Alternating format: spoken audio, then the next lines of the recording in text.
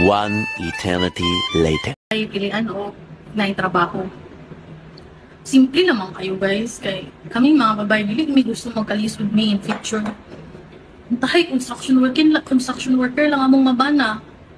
Nya siya lang among saligan kay kasagarat ba sa lalaki gusto nila kanang babay na nang sa balay at imanon lang sila. Unya construction worker lang yung trabaho.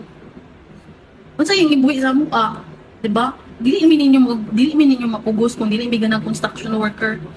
Although nindot man na siya na trabaho kanang ginaingon ninyo nga sa tarong nga trabaho. Pero una-una ninyo guys nga sa panahon karon dili na pwede nga masugod lang ka construction worker nga magpaana-ana. Mahal kayong skincare unya construction worker lang imong uyabon or banahon pag sure. Dili mi ninyo mapugos, dili mi manguyab og construction worker o gusto na mo mga seaman o gusto na mo mga unsa para engineer. Ug makaya di okay.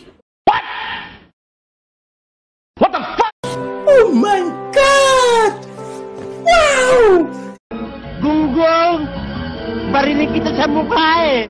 Yo, what's up mga kabarkada? Parang nawindang na naman ako nito. Ilan ba kaya silang nagre-reklamo sa construction? Uy, ano bang problema nyo sa construction worker? Yung sabi nung isa, kahit seaman or engineer lang daw, construction din yan eh.